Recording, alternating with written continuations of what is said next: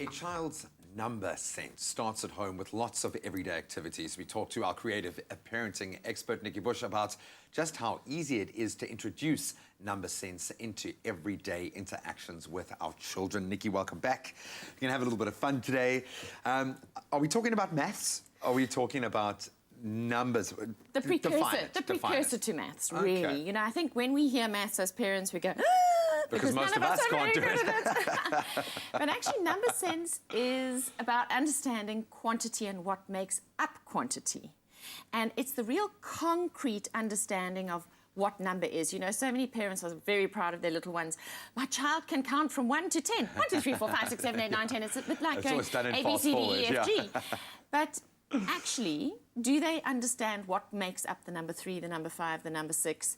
Because if they don't have that understanding, it's just information, as Einstein said. It's not a personal experience of number.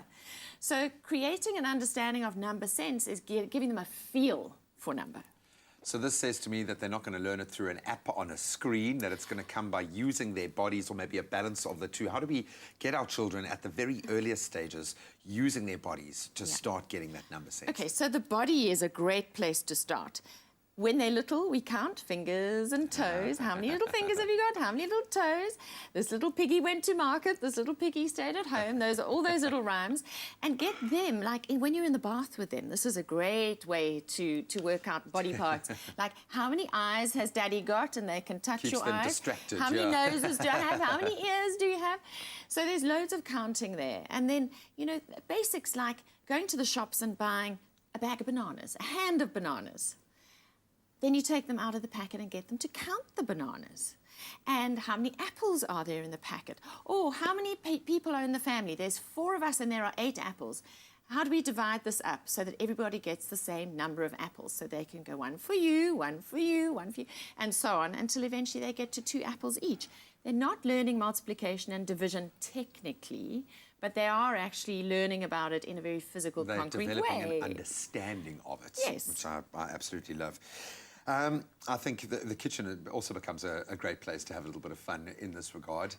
What tips have you kind of, or can you give us in that sort of area? In fact, in the entire home, how does it work? Well, what I love about the kitchen, if your kids are in the kitchen cooking with you, as they get older, they also learn how to weigh and measure things. So what does 100 grams of flour look like? And timing, and what do you mix with what, and how much of this, so proportion. But once again, you're not teaching them the science and the maths of it, you're just doing it. And it's a fantastic way for children to get this multisensory sense of maths, of numbers. And they get the reward of cookies at the end of it all. Absolutely, absolutely. And even just the dining room. Think about the dining room. When we lay the table, and if there are 4 of us, how many knives do we need? How many forks do we need? How many spoons do we need? So you've got to pre-prepare and plan, and then you copy the mathematical language. The fork goes on the left, the knife goes on the right, and the spoon goes at the top. Now, these words are mathematical words.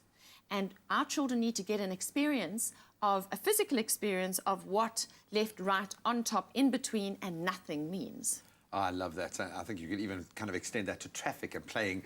In every environment, there's always a number element to it, a number sense to be developed. So we're going to get into some of the games. You can see I've been kind of training towards these really cute games here. And we are talking about developing a number sense within your child. And maybe it's an opportunity for us as parents to brush up on our math skills along the way as well. Don't have to be scared of it. There are simple and fun ways that you can do it yourself. It's my feel-good breakfast show.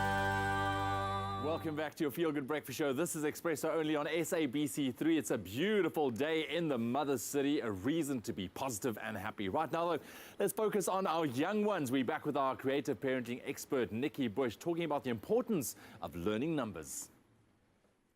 We are talking about number sense, not necessarily mathematics just yet, but number sense and how we can develop that in a very fun way within our children and I think within ourselves. Looking at these unbelievable games that you brought, Nikki Bush continues this discussion. Let's talk about the games that we can play with our children, all ages, to start fostering that number sense. Yes, so that concrete sense of what makes up number. So here we've got a card that has the number 6. And then we have 6 little fish. So what we have to do is create 6 balls of Play-Doh. 1 fish, 2 fish. Okay, and then green we've fish, got the blue little fish. fishy stamp. And now we create a fish. So I'm going to create 6 fish here. Fishes. So I can Boom. actually count them. 1, 2, 3, 4, 5, 6. And little children need to touch what they count. So that was the concrete, the semi-concrete being the picture of, and the number being the number abstract. itself. 3 different stages of learning that children need to go through in order to get that understanding absorb. of the number. And there's also a nice sense of accomplishment by the end of it because you've created something. You've made a little fish. Yes, and I made it there's- myself. Yeah, You know, there's that's the something thing. to really reinforce it. And then yeah. here we have Love the that. magnetic number maze. This is a farmyard scene, and we have to have 1 apple in the number 1, 2 in the number 2. This is a little magnetic wand. So we're using fine motor coordination, if you could just hold that, to drag and drop our apples so that we've only got 1 in the number 1. This is all fine motor coordination. This is the way I'll hold a pen when I'm older. Now we've got a gazillion of apples in the number 2. So now I have to drag and drop them into another space where they can make up the number 6, for example, because I need to be left with 2. At what age would a child be confident to... About the age of 4, this one, between 3 and 5 years of age, and this actually even at 5, I'm even fascinated. This Yeah, I is know. I'm magnetism. sitting here, I'm thinking like, oh, okay, this is... It's magnetism. And look, the great thing about this is we can play it in the car because It's an nothing infinite, falls an infinite out. amount of, Nothing of falls routes out. to take. Okay. Yeah, very cool. And then over here, I have a rainbow balance. And if you can see here, this is the number 10, and it's been expressed in 2 different ways. Here we have a block on number 2, number 3, and number 5. And here it's number 5, number 4, and number 1. Right. It still makes up the number 10, and it'll balance. So making up and breaking up number in different ways, using different mediums, gives children that there- understanding of number and experimenting with number. This is the thing. And balance and gravity and tactile and colour and... You see, know, tactile, what you just said, tactile, concrete, meaningful learning experience for me, so that I understand this when I get into grade 2 and 3 and 4, and I'm now doing the abstract, the numbers, 1 plus 2 equals, I've already got all these neurological pathways that have been laid out for me that I can go back to and build on. I'm picturing in my mind teachers across the country going, hallelujah, please, parents, do this. Don't just leave it all up to your teachers to get them over the line there. Just very quickly, we've spoken about how you can develop mathematical vocabulary through that as well. They're learning about numbers, shapes, and all those sorts of things. I think a lot of parents are really interested in that games themselves. You are the guru in that space. How can we connect with you? I know you're going to be putting your Toy Talk events together. How do we connect with you in that sense? That's right. So the Toy Talk events take place in Johannesburg. There are 4 of them in November, 7th, 8th, and 9th of November. And if our viewers want to go to nikkibush.com, Toy Talk tickets. Toy Talk they can tickets. go and find out how to get hold of their tickets, and you will see the best of what is available in games and toys for this year. Oh, you're going to feel like a big kid yourself. I know you love going through that part of the process, I putting the do. toys to the test. But there you have it. There's a way that every one of us can start introducing a number sense. It's not maths yet. It's a number sense, and something that we shouldn't feel intimidated to broach with our children from the earliest stage. Have a little bit of fun with them.